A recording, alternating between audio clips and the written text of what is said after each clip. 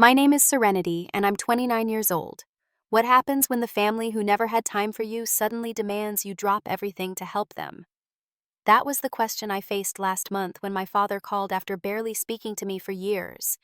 Growing up as the forgotten child while my stepbrother Jason got all the attention taught me to stand on my own. I built a successful career as a software engineer and created my own happiness. But now they need something big from me. Before I share what happened, let me know where you're watching from in the comments. Hit that subscribe button and join me for a story about finding your worth when others fail to see it. I was 4 years old when my mother died from an unexpected aneurysm. The memories I have of her are fragmented like pieces of a dream I can't quite hold on to. Her gentle laugh, the smell of her perfume, the way she would twirl me around our living room while singing songs slightly off key. But mostly I remember the aftermath of losing her, how my father and I became a team of two navigating our grief together. For 3 years after her death, it was just Dad and me against the world. He would make pancakes shaped like dinosaurs on Sunday mornings. We would build blanket forts in the living room and watch movies until we both fell asleep. He never missed a single school event, even rearranging his work schedule at the construction company where he was a project manager. When I had nightmares, he would sit by my bed and tell me stories about my mother until I drifted back to sleep.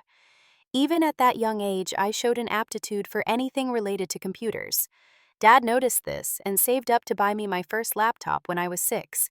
It wasn't anything fancy, just a basic model, but to me, it was everything.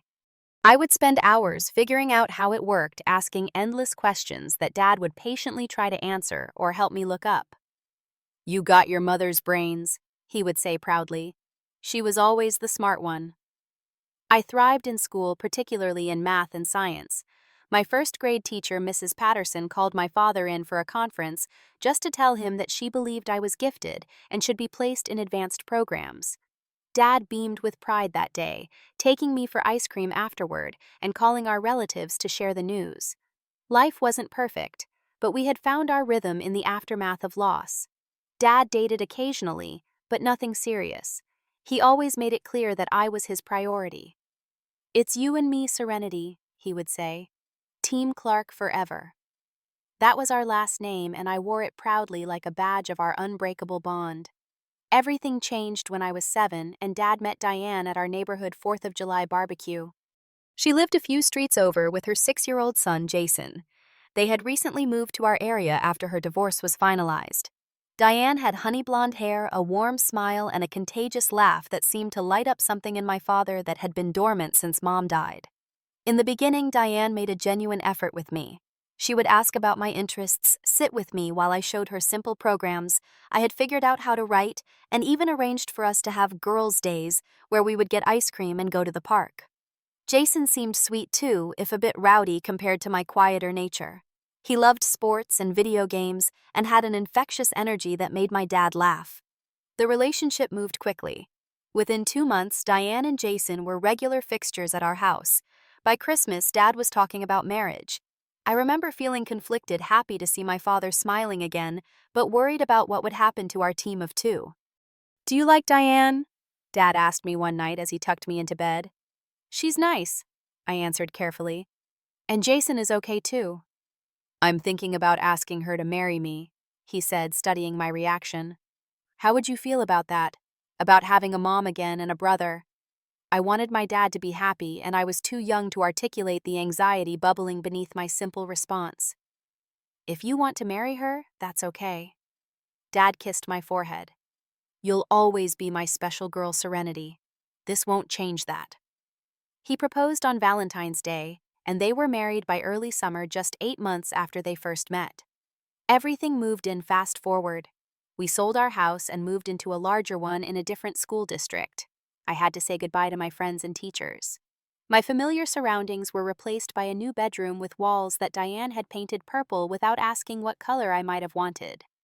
The wedding itself was a blur of unfamiliar faces, most of them Diane's large extended family, cooing over what a beautiful blended family we would be. I was the flower girl walking down the aisle in an itchy dress, scattering rose petals and trying to smile, because that's what everyone expected. The first noticeable change came with the new school year. Whereas Dad had always helped me with my homework in the evenings, now he was often busy helping Jason, who struggled with reading and basic math. I would sit at the kitchen table completing my work independently, occasionally looking up to see my father patiently working with my new stepbrother. "Serenity doesn't need help," Diane would say when Dad occasionally asked if I was doing okay with my assignments. "She's so smart and independent. Jason needs more guidance." It was at my 8th birthday party that I first felt the distinct shift in my father's attention. For every previous birthday, he had made me a homemade strawberry cake with vanilla frosting, my favorite. But that year, when the cake came out, it was chocolate with chocolate frosting, Jason's favorite. "I thought everyone liked chocolate better," Dad said when he noticed my disappointed expression. He had genuinely forgotten what I preferred, a small thing perhaps, but it was the beginning of many such small forgettings that would eventually create a canyon between us. That night, as I blew out my candles, I made a wish that things would go back to how they were before. But some wishes, as I would learn over the following years, aren't meant to come true. By the time I entered middle school, the shift in our family dynamic was complete. Jason had firmly established himself as the center of attention through a combination of academic struggles, behavioral issues, and his natural ability to command a room. Meanwhile, I had become increasingly invisible, retreating into my studies and my growing interest in computer programming. Jason was diagnosed with ADHD and mild dyslexia in 4th grade, which became the justification for the disproportionate amount of attention and resources directed his way. Every dinner conversation revolved around his challenges. Every family decision filtered through the lens of what would be best for Jason. "Serenity understands" became my parents' favorite phrase, a presumption of my compliance and acceptance that was rarely, if ever, verified with me. When I was 12, I brought home a report card with all A's, maintaining my perfect academic record. That same day, Jason brought home a report card with mostly C's and 1 B-, his best performance to date. "Look at this," my father exclaimed, holding up Jason's report card at dinner. "That B- in science is amazing, buddy. I knew you could do it." Diane beamed with pride. "We should celebrate. How about we get that new PlayStation you've been wanting?" I sat quietly, my own report card tucked in my backpack, unmentioned and unacknowledged. Later that evening, I placed it on the refrigerator myself, a silent testament to achievements that no longer warranted celebration. "Oh, great job, honey," Dad said distractedly when he noticed it the next morning, already rushing to make sure Jason hadn't forgotten his lunch. "But we expect that from you, right? You're our smart one." The pattern continued and intensified. When I needed a graphing calculator for advanced math, I was told it was too expensive, and I would have to wait. 2 weeks later, Jason received an expensive new baseball glove without even asking. When my laptop finally died after 5 years of use, my parents promised to replace it soon, a soon that stretched into months. When Jason's game controller broke after being thrown against the wall in frustration, a new one appeared the next day. Family vacations were planned around Jason's interests. We went to sports camps where he could play baseball while I sat on the sidelines reading. We visited theme parks where the rides he enjoyed took priority. Even during a trip to Washington, D.C., which I had been excited about for its museums and historical sites, most of our time was spent at sporting events and activities that would keep Jason entertained. "Serenity's easy," I overheard Diane telling my father once. "She's content with a book or her computer. Jason needs more stimulation." I wasn't content. I was adapting. I was learning to expect nothing so I wouldn't be disappointed. The summer before 8th grade, I discovered the public library had free computer classes. I signed myself up without telling my parents, walking the 1.5 miles each way 3 times a week. There I met Mrs. Franklin, the technology librarian, who recognized my aptitude and encouraged me to explore programming beyond the basic curriculum. "You have a real gift," she told me, allowing me extra time on the computers when the library was quiet. "Keep developing it." When school started again, I found refuge in the computer lab. Mr. Harrington, the computer science teacher, became my mentor after school hours. He was a former software developer who had left the industry to teach, and he saw potential in me that my family seemed blind to. "Programming is about solving problems," he told me, "breaking down big challenges into manageable pieces. That's a skill that will serve you well in life, not just in code." Under his guidance, I began developing simple applications and games.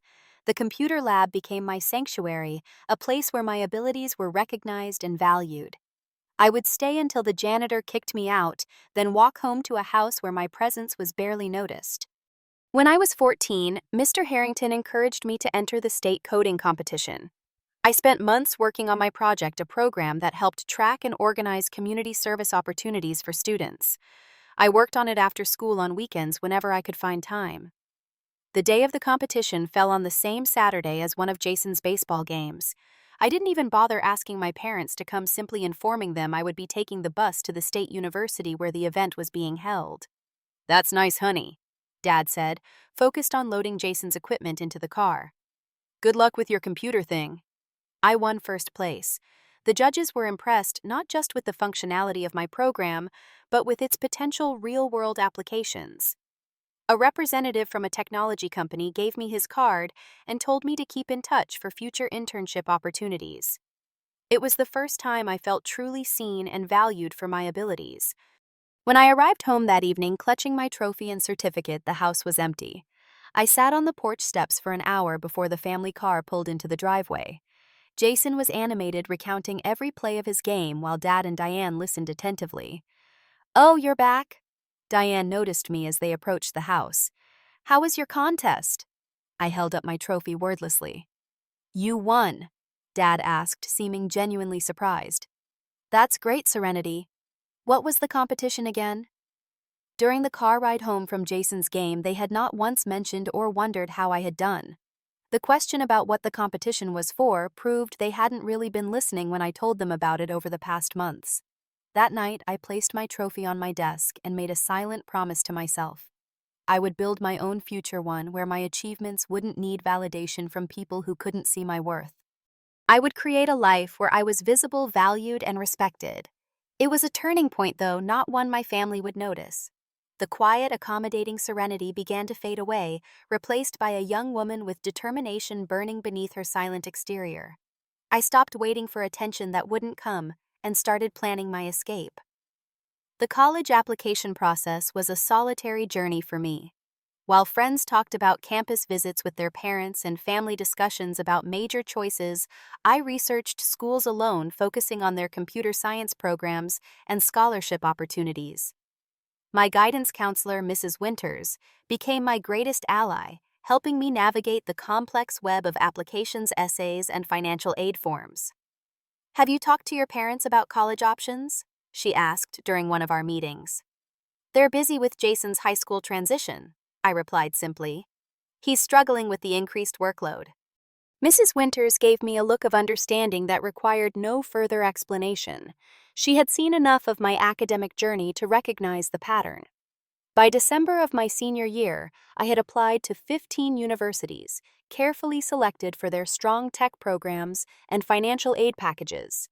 When the acceptance letters began arriving in March, I kept them in a folder in my desk, reviewing the offers methodically and creating spreadsheets to compare financial packages.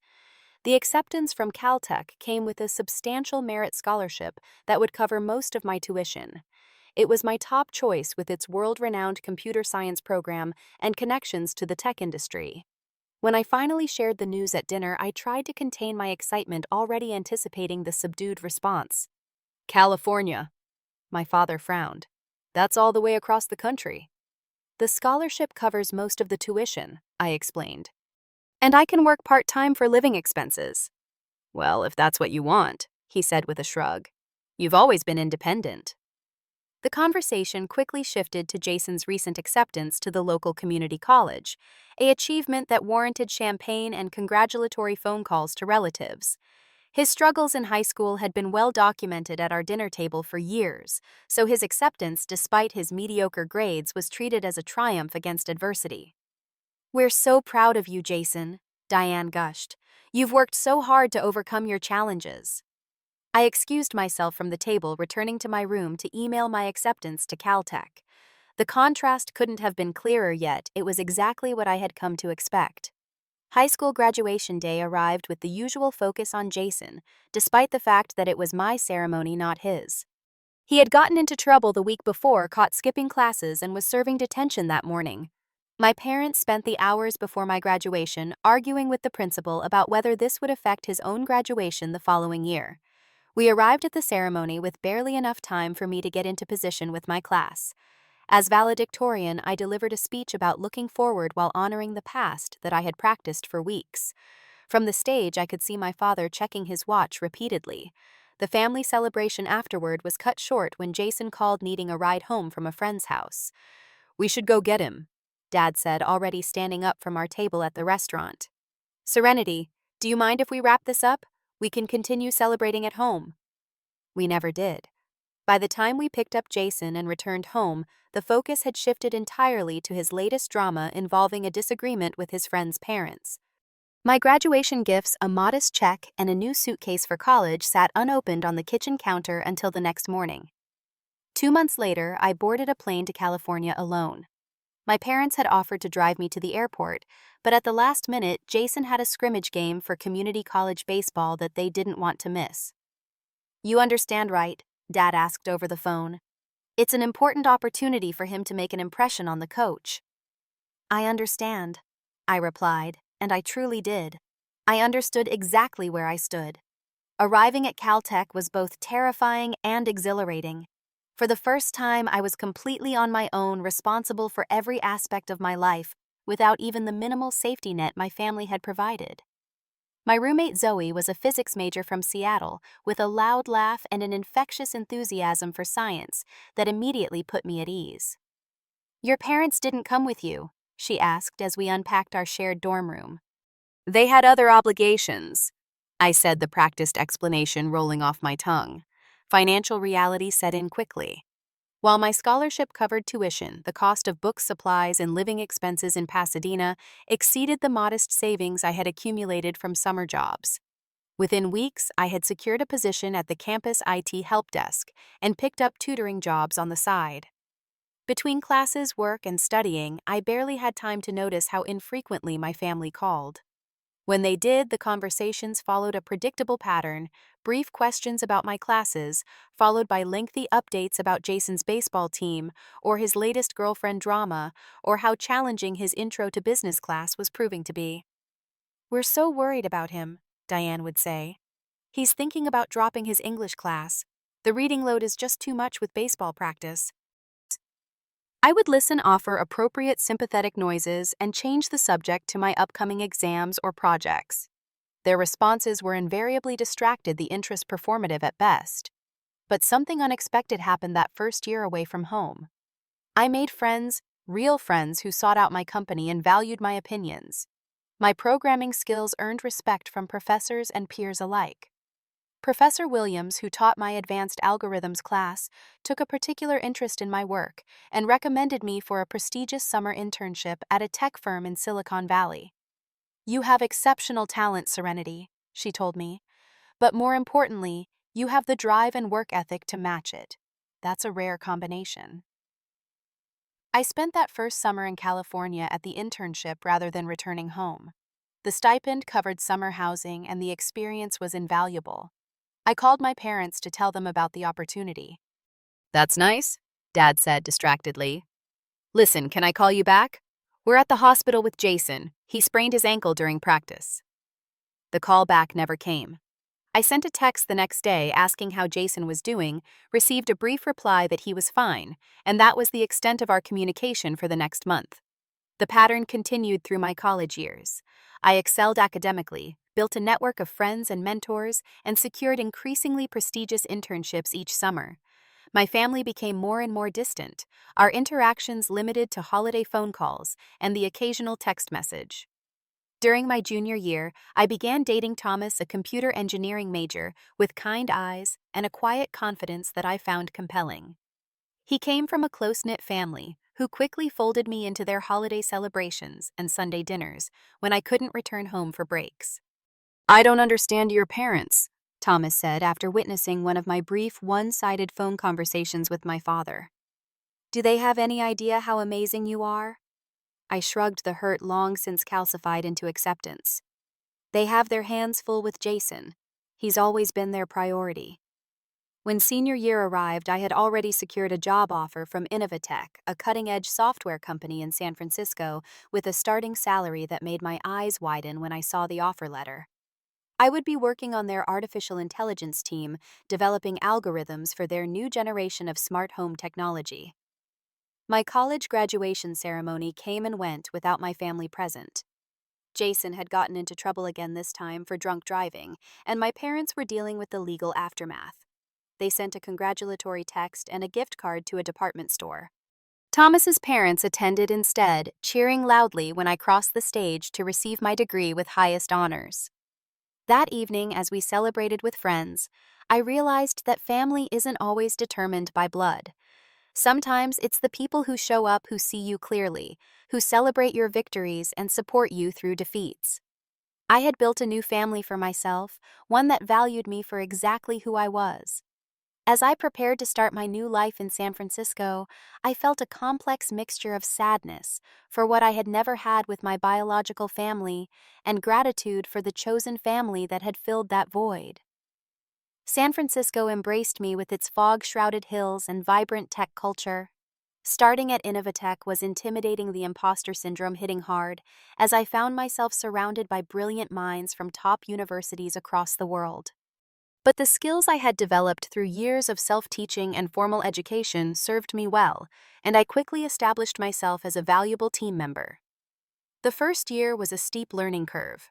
I worked long hours absorbing everything I could about the company's technology and contributing increasingly significant improvements to their AI algorithms.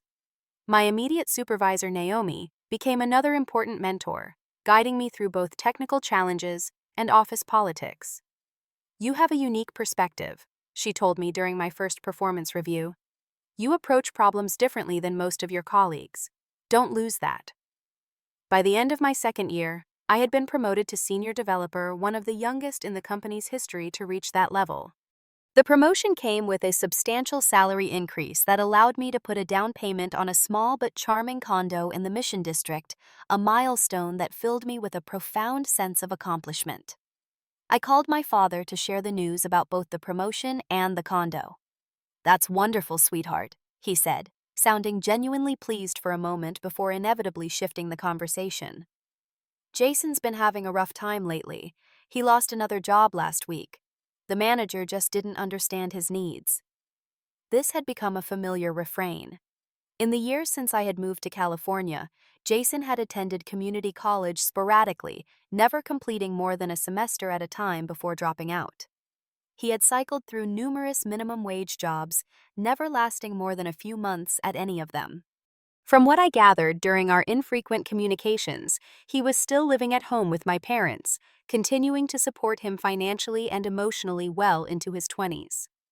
My visits home were rare and always strained. The house I had never quite felt comfortable in had become even more foreign to me, cluttered with Jason's belongings and revolving around his constantly evolving crises. During my last visit 3 Christmases ago, I discovered that my childhood bedroom had been converted entirely into Jason's game room, my belongings packed away in boxes in the attic. "You can sleep on the pull-out couch," Diane informed me casually. "It's not like you're here often and Jason needs his space with all his equipment." I spent that visit feeling like a guest in what was supposedly my family home, watching as my father and Diane continued to center their lives around Jason's needs and moods. When he complained about the Christmas dinner I had helped prepare being too fancy, Diane immediately ordered his favorite pizza. When he interrupted my story about a challenging project at work, neither parent redirected him or asked me to continue. I left 2 days earlier than planned, citing a work emergency. The truth was that I could no longer bear the painful invisibility I felt in their presence. My father gave me a distracted hug at the door, already turning back to help Jason set up a new gaming system before I had even reached my rental car. After that visit, I reduced my contact with them to holiday phone calls, occasional text messages, and obligatory birthday greetings. It was easier to maintain an emotional distance to expect nothing and therefore feel no disappointment. I focused instead on building my life in San Francisco, deepening my relationship with Thomas, who had also moved to the Bay Area for work, and nurturing the friendships that sustained me. At Innovatech, I continued to excel, developing a reputation for solving particularly challenging AI problems. I led the development of a breakthrough natural language processing algorithm that earned industry recognition and positioned me for further advancement within the company. Meanwhile, I was also working on my personal growth. At Thomas's gentle encouragement, I began seeing a therapist to address the lingering wounds of my childhood emotional neglect. Dr. Rivera helped me understand that the dynamic in my family wasn't my fault, that I hadn't been unworthy of attention and love. Children often internalize the message that if their parents don't prioritize them, it must be because they're not important enough, she explained. But that's never true. Your parents' inability to see and value you speaks to their limitations, not your worth. Through therapy, I began to recognize and dismantle the harmful beliefs I had absorbed growing up. I learned to set boundaries, to prioritize relationships that were reciprocal rather than one-sided, and to validate my own accomplishments rather than seeking approval that would never come.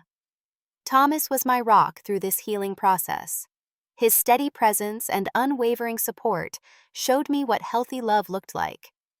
Our relationship deepened, and we began tentatively discussing a future together, perhaps even starting a family of our own someday. "You would be an amazing mother," he told me one evening as we walked along the Embarcadero. "You have so much love to give." "How can you be sure?" I asked, voicing my deepest fear. "What if I don't know how to be a good parent? It's not like I had the best examples." "Because I see you," he replied simply. "I see how you care for the people in your life, how you listen and support them. You know exactly what a child needs because you know what you needed and didn't get." His confidence in me was healing in its own way, another step in rebuilding what had been broken by years of neglect. Life settled into a fulfilling rhythm. I had meaningful work, loving relationships, and a growing sense of peace with my past.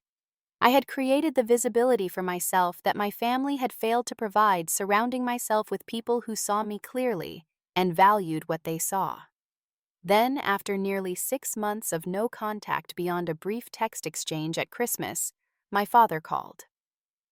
The call came on a Sunday morning, as Thomas and I were enjoying coffee on my small balcony, discussing plans for a hiking trip we were considering for the following weekend. Seeing my father's name on the screen sent an immediate wave of tension through my body, a conditioned response to years of disappointing interactions.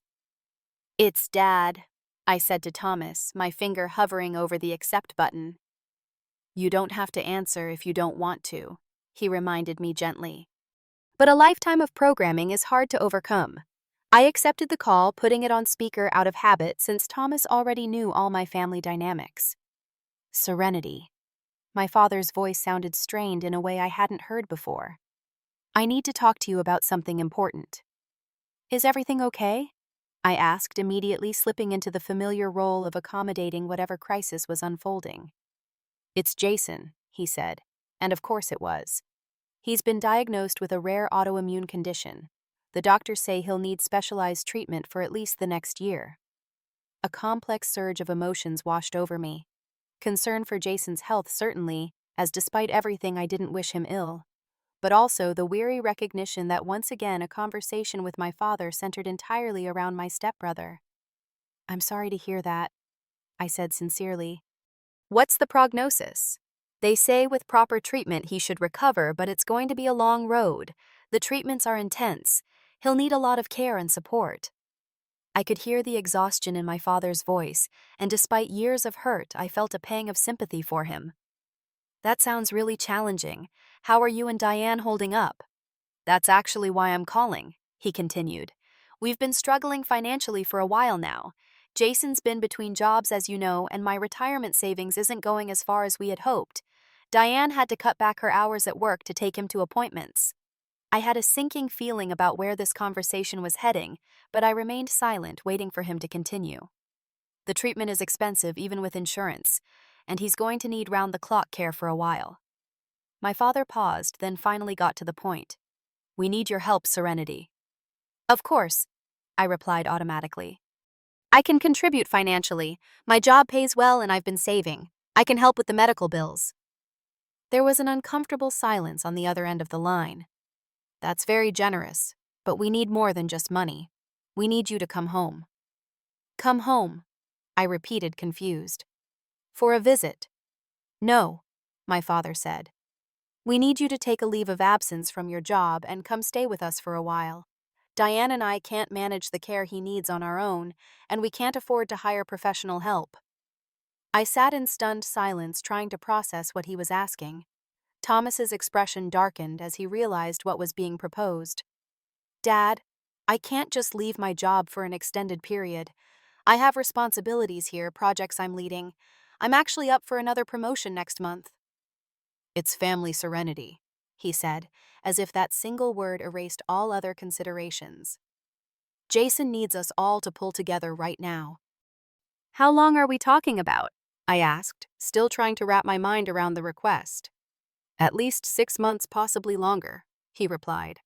And honestly, once your leave is up, you might need to look for something local. The tech industry has jobs everywhere these days, right? You could easily find something here.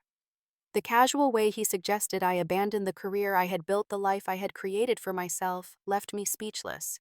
There was no acknowledgement of what he was asking me to sacrifice, no recognition of the magnitude of the request. I don't think you understand what you're asking, I finally managed to say. I've spent years building my career at Innovatech. I'm on a specific trajectory here. The promotion I mentioned would put me in line for a director position within another year or two.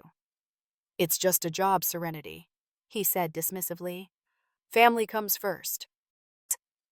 The irony of that statement coming from a man who had consistently put me last for most of my life was staggering. Before I could formulate a response, I heard Diane's voice in the background, and then she was on the phone.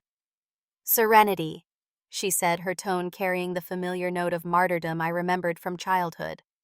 I know we've had our differences, but this is about Jason's health.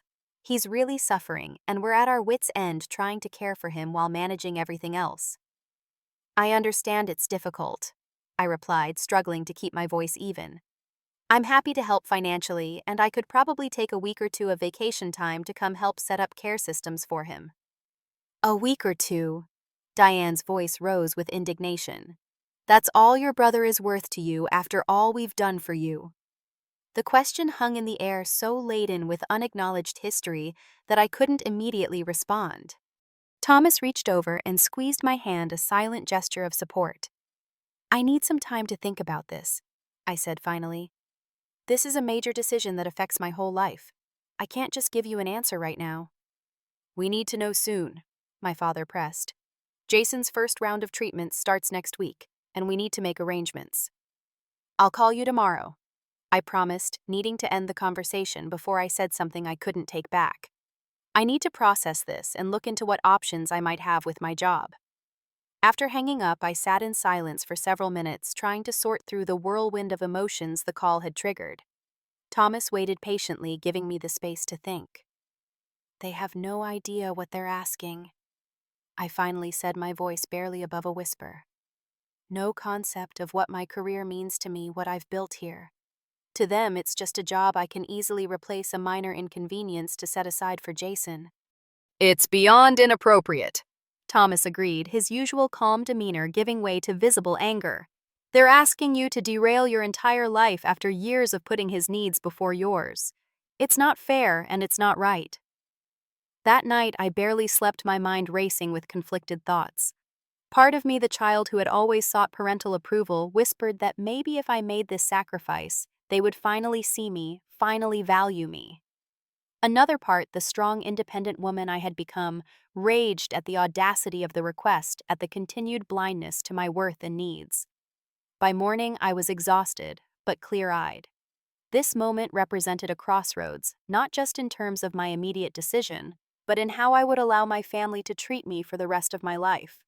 Whatever choice I made now would set the pattern for all future interactions. I reached for my phone and made an appointment with Dr. Rivera. Some decisions are too important to make without guidance. The emergency therapy session with Dr. Rivera provided the clarity I desperately needed. Sitting in her comfortable office, I recounted the conversation with my father and stepmother, trying to present their request as objectively as possible, despite the emotions churning beneath the surface. "What are you feeling right now as you think about their request?" Dr. Rivera asked after I had finished explaining the situation. "Anger," I admitted. "Frustration. But also guilt for feeling those things when Jason is genuinely ill." "Those feelings can coexist," she reassured me. "You can be concerned about Jason's health while also recognizing that their request is problematic." We spent the hour examining the request from multiple angles, weighing genuine family obligation against the pattern of one-sided expectations that had defined my relationship with my family for decades. "Ask yourself this, Doctor," Rivera suggested toward the end of our session. "If the situation were reversed, would they make the same sacrifice for you? Would they uproot their lives, potentially derail their futures to care for you?" The answer was painfully obvious. Throughout my life, they had consistently prioritized Jason's smallest needs over my most significant ones. There was no scenario in which they would abandon him to care for me. "Setting boundaries isn't selfish," she reminded me. "It's necessary for healthy relationships. You can offer help that respects both Jason's needs and your own life." That evening, Thomas and I discussed the situation further over dinner. His perspective as someone who had grown up in a healthy, balanced family was invaluable. "In my family, sacrifice goes both ways," he explained. "Everyone contributes what they can, but no one is expected to give up their entire life while others give nothing." Together, we brainstormed alternatives that would allow me to help without sacrificing my career and independence. I could contribute financially to higher professional care. I could use my vacation time to help set up systems and train caregivers. I could coordinate with medical professionals remotely. The next morning, I also reached out to Mr. Harrington, my high school computer science teacher, who had remained a mentor over the years. His advice had guided me through many important decisions, and I valued his perspective as someone who had known me during my formative years. "You've worked too hard to build this life for yourself, Serenity," he said after listening to my dilemma. "There are ways to help family that don't require destroying what you've created." Armed with these conversations and a night of reflection, I researched alternatives for Jason's care. I discovered specialized home health agencies that provided trained caregivers for patients with autoimmune conditions. I looked into support groups and resources for families dealing with similar diagnoses.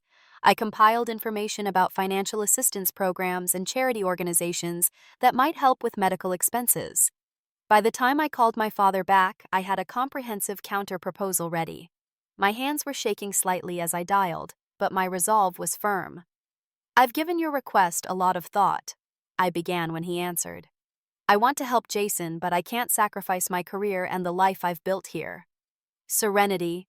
My father started, his tone already defensive, but I continued before he could launch into guilt tactics. "Let me finish, please. I've put together some alternatives that would provide Jason with the care he needs without requiring me to give up everything I've worked for." I outlined my proposal: a significant monthly financial contribution, 2 weeks of vacation time to help set up care systems, and regular video calls to stay connected during his recovery. The silence on the other end of the line stretched uncomfortably before my father finally responded. "That's not enough, Serenity. We need you here physically present. Jason needs his family around him." "I am offering family support," I countered.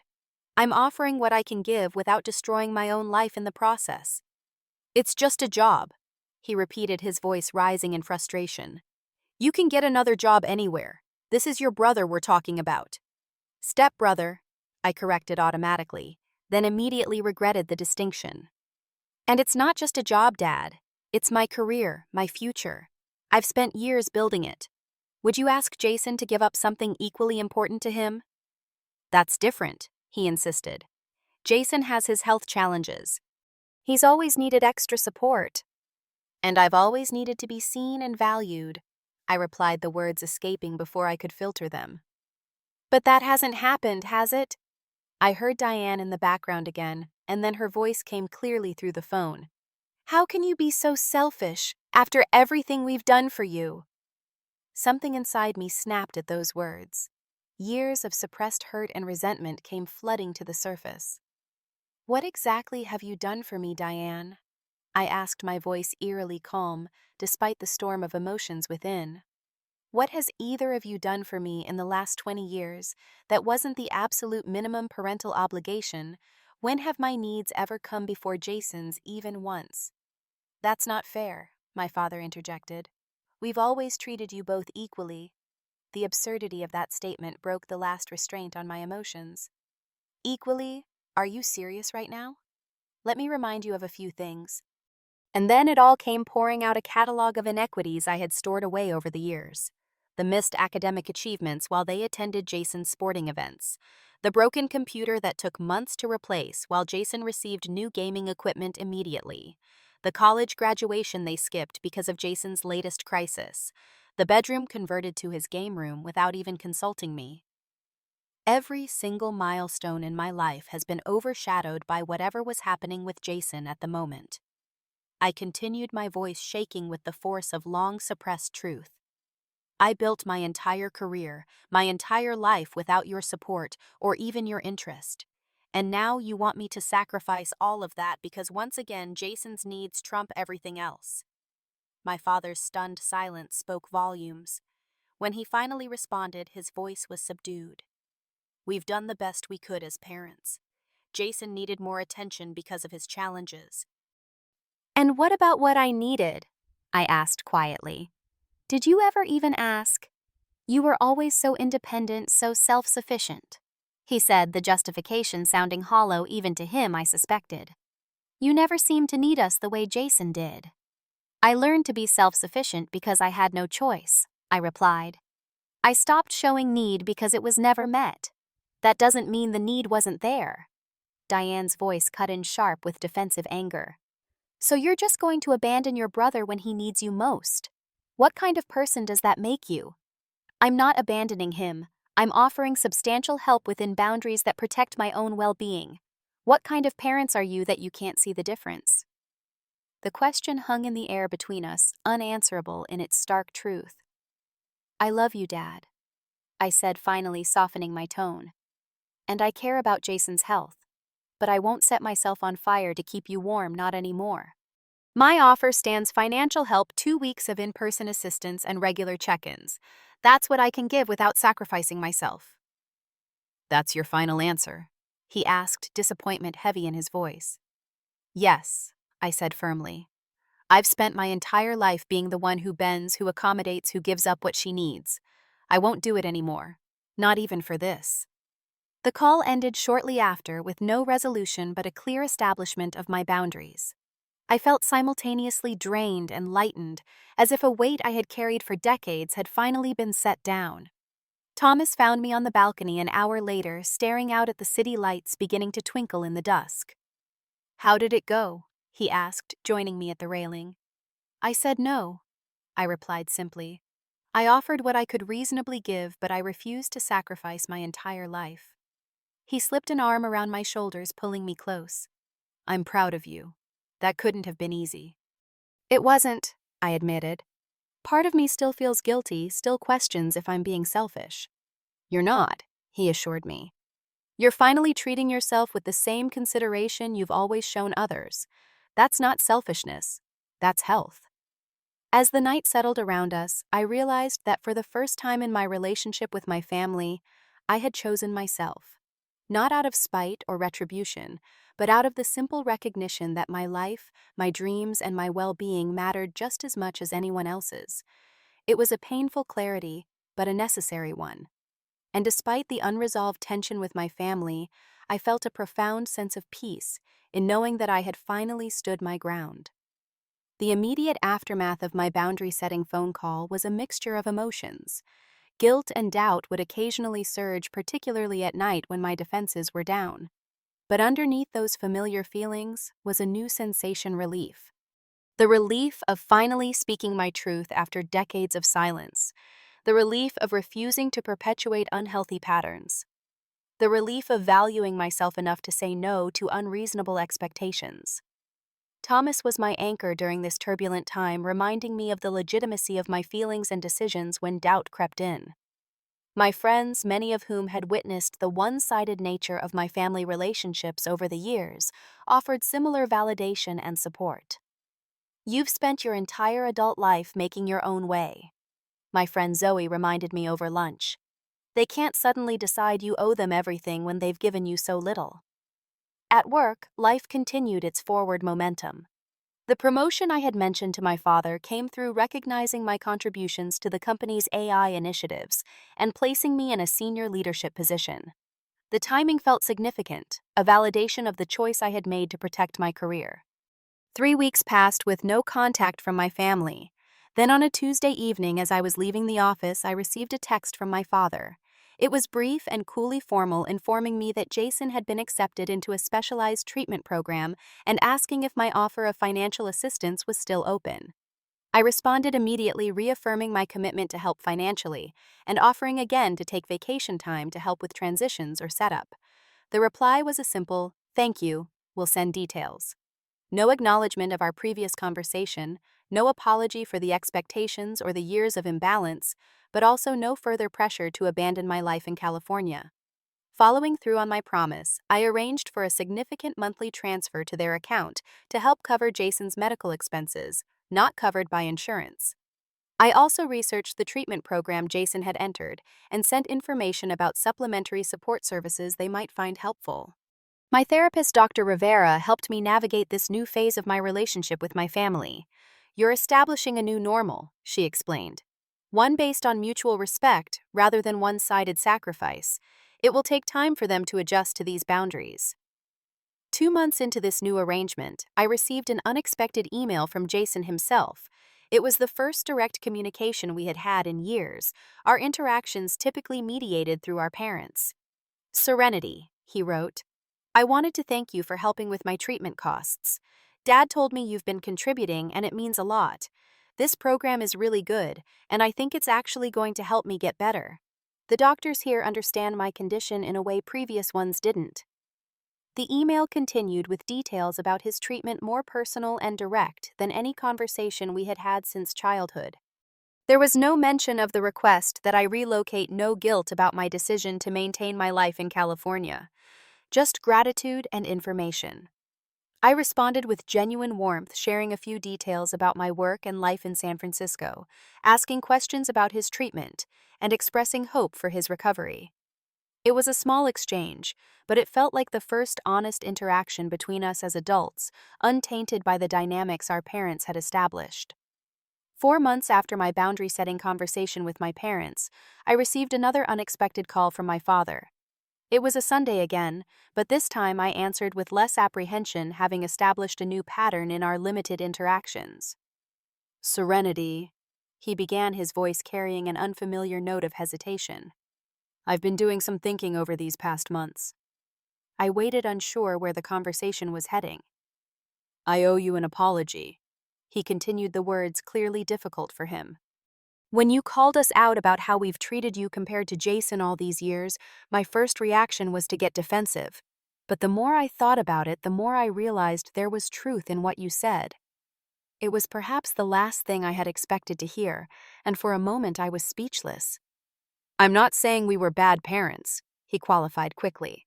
"We were doing the best we knew how with the challenges we faced. But I can see now that in focusing so much on Jason's needs, we often overlooked yours." "Thank you for saying that." I managed emotion tightening my throat. "It means a lot to hear you acknowledge it." "I'm not good at this kind of conversation," he admitted. "But Jason's illness has made me think about a lot of things, including the kind of father I've been to both of you. I don't want to have regrets about our relationship." Serenity. We talked for nearly an hour, the longest, most honest conversation we had had in years.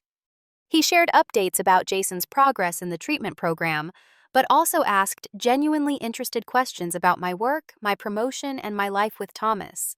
It wasn't a complete transformation, and decades of patterns wouldn't change overnight. But it was a beginning, a small crack in the wall that had stood between us for so long.